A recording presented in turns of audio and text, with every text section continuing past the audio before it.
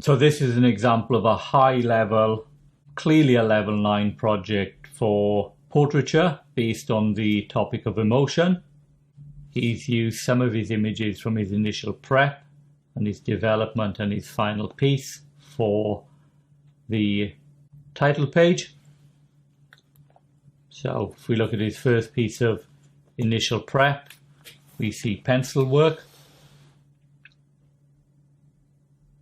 He's even using step-by-step pictures to show how he developed his pencil work at this initial prep stage, which obviously lots of students just do for the development stage.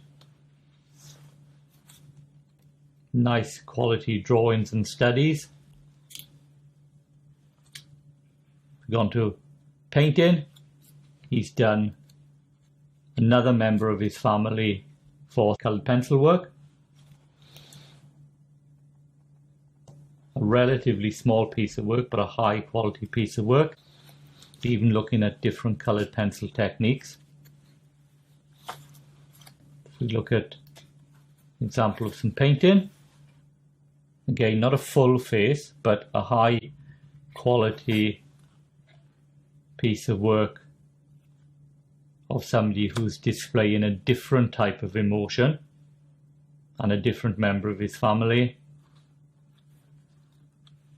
And then finally we've got the fourth piece of initial prep, which is in charcoal, and again another emotion, this time going from happiness, I think it was, to anger.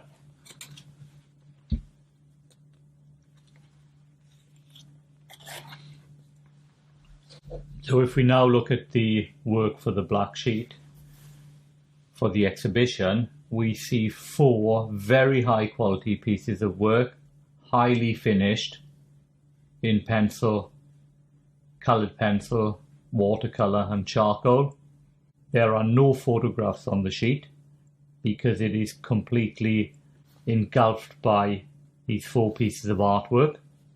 And this candidate's obviously shown a high level of technical skill. If we now look at his artist research pages,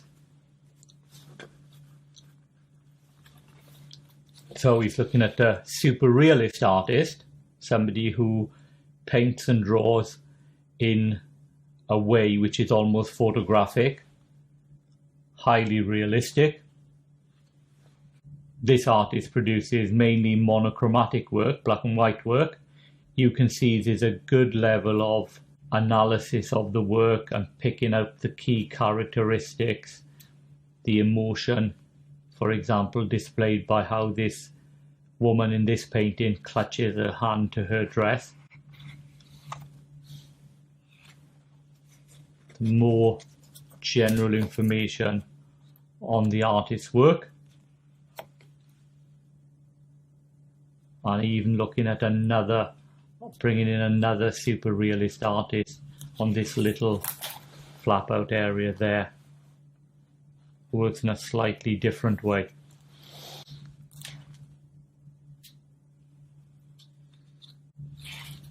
We have copy,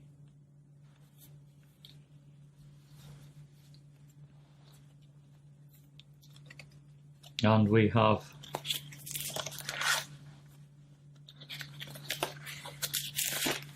another copy. So these 2 copies show this candidate can work to a high level of detail, but also pick up the characteristics of the two artists he's previously studied.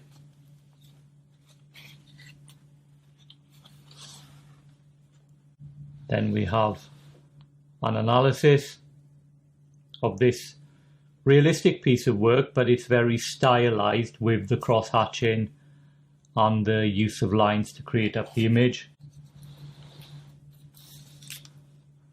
And another analysis of this very distinctive painting with the machine man with, I presume, his oil flowing over his face.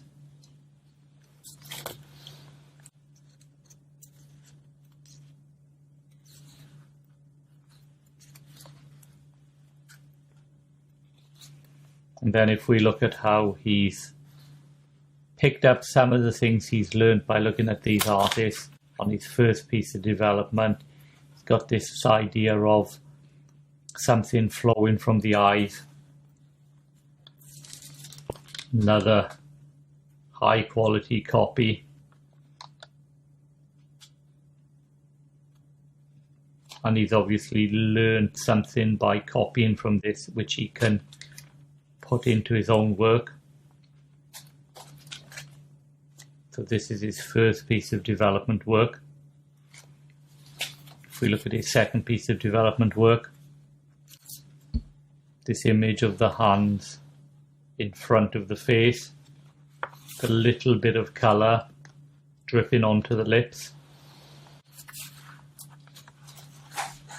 Got some extra photographs, some extra studies where the hand and the fingers just touch the hair.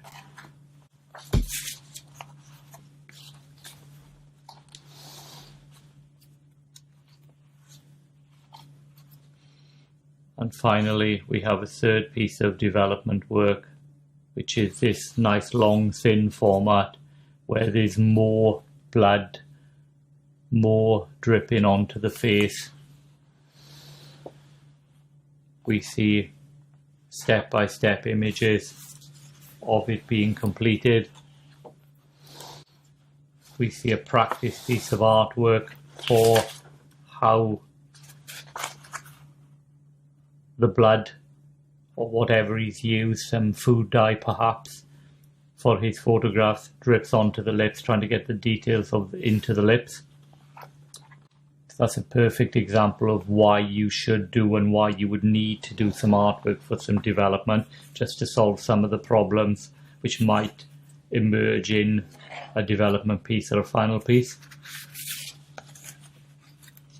And if we now look at his development work, we see these two images of, firstly, one, the hand in front of the face with a little bit of blood coming on the lips, and then he pulls his hands from his face. The image gets far darker and more sinister in the second image, and the eyes go blank, and again there's more liquid dripping from the nose and the eyes. And then in the third piece of development, we see this long thin format.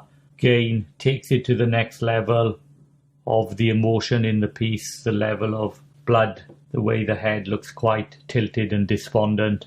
So if this is a piece of development, which is A1 in size, one only can imagine what the final piece is going to look like. So if we now look at the final piece, we see quite a haunting image. You can see the size of the image. It's an extremely large drawing. See some practice work of this empty looking eye. Again, he's gone back to his technique of showing what materials he's used. 3 different size stamps, charcoal, various pencils, and a huge degree of analysis about what it means and how he actually produced it. And now if we have a look at the final piece, we see this large image, probably about twice the size of A1, produced over a period of time. Unusual to see something just in pencil and graphite for a final piece, although there is some colour introduced to the drips coming from the eyes and coming from the nose and the mouth, but a very effective and striking piece, especially so considering it's GCSE.